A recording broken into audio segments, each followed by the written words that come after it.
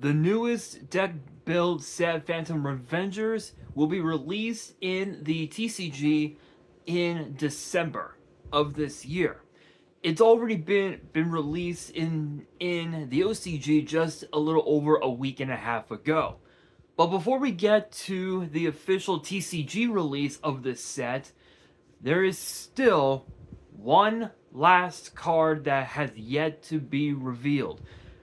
And I'm going to be revealing that card in this video. Now, that is actually not the only thing that I'm going to be talking about, because it appears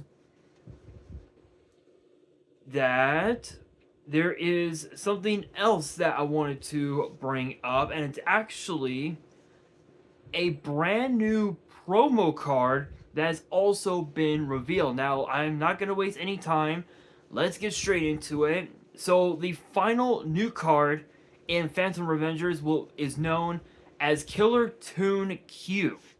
So yes, one last Killer Toon card had yet to be revealed, and this is the card. And it is a 3-star Light Fairy Tuner with 900 attack and 1900 defense, and the effects read as followed. If this card on the field would be used as synchro material, one other tuner in your hand can be used as one of the other materials, and both of its effects are once per turn. The first effect reads, if this card is normal summon, you can special summon one tuner from your hand, deck, or grave except this card. Also, you cannot special summon for the rest of the turn except for tuners. Second effect reads, if this card is sent to the grave as synchro material, you can excavate the top 2 cards of your opponent's deck, banish one, and place the other on the top or the bottom of the deck. So this literally ensures, so just off of the second effect alone, it ensures that you get to manipulate your opponent's next draw, meaning that if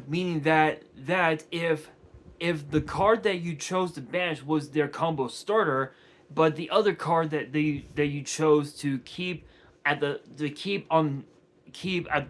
top of their deck is basically their garnet, if you will, then your opponent would have no choice but to draw their garnet, and now they have no other way to facilitate their plays depending on what deck they're playing.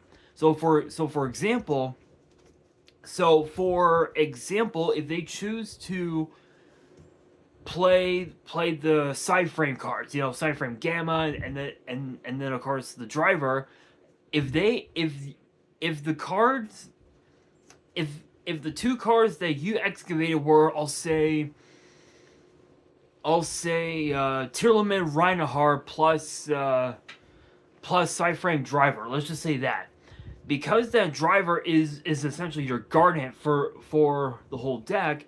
You get theoretically you could banish the Reinhardt and then put the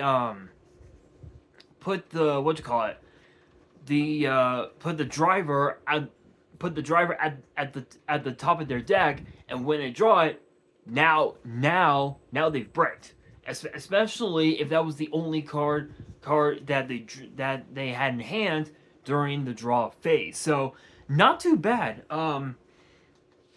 Not too bad at all. Bit of a crazy card to say the very least. But I will say, I will say that this does also give you a sort of like a cyber rev system, if you will, with its first effect. Just being able to summon out any tuner that they may have at your disposal, whether it's from the hand, the deck, the grave, whatever. That's actually kind of solid, because this card is essentially your combo extender, and your end boards can be catastrophically crazy, to say the very least. But now we gotta talk about the new promo card that has just been announced, and it is known as Magical Musket Mastermind Casper. You heard me right. Magical Musket is getting new support, And this might just be the card that makes the deck meta. So, as Trick Williams would always say, let's talk about it. It is a Light Fiend Link 2 with 2000 attack, and the arrows are top and bottom, and requires 2 monsters, including a Light Fiend monster. The first effect is a once per turn that reads, if this card is Link Summoned, you can take 2 Magical Musket cards from your hand or deck, including a monster, special summon one, and set the other to your opponent's field. Second effect reads, during either player's turn, you can activate Magical Musket spell trap cards from your hand. So this literally ensures that you get to play the deck's counter traps from your hands, especially if your opponent activates a card like say Lightning Storm or something like that. Maybe Heavy Storm, Harpy's Feather Duster, which both are now legal in today's format, which is very funny. You can use this card's second effect to literally activate a counter trap from your hand, which is absolutely wild. Absolutely wild. Kind of like a hand trap, if you will. But the fact that this card can actually extend your plays by at least 3 cards is absolutely wild. Like literally, this card can literally expand your plays by at least like 2, maybe three cards at best.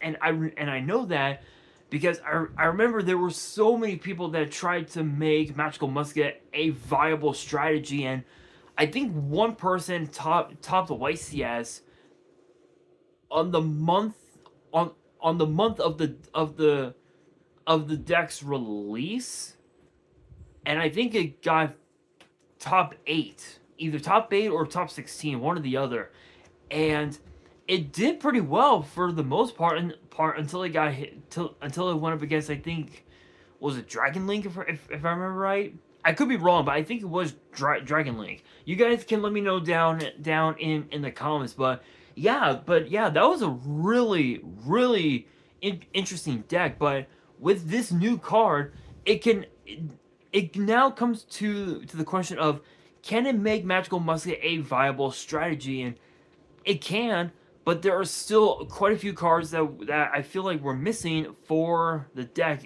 including its very own hand trap, maybe a tuner and a couple of synchros, maybe even also new Xyz monsters, maybe another Link monster. Who knows? Maybe pendulum cards. Who the fuck knows? But I still believe that we are missing some cards. I'm just not sure what those cards are, honestly. But with that being said, that will do it for today's video. Hopefully you guys enjoyed. If you did, make sure you guys smash that thumbs up button. If you guys are new to the channel and you guys want more card discussions in the future, then be sure to subscribe to the channel, turn on the notification bell, and as always, make sure you guys are following me on all my social media. All of my ads will be in the description below, as will the info to my fan mail. It will also be in the description as well. And on that, this is your boy Nash, signing out.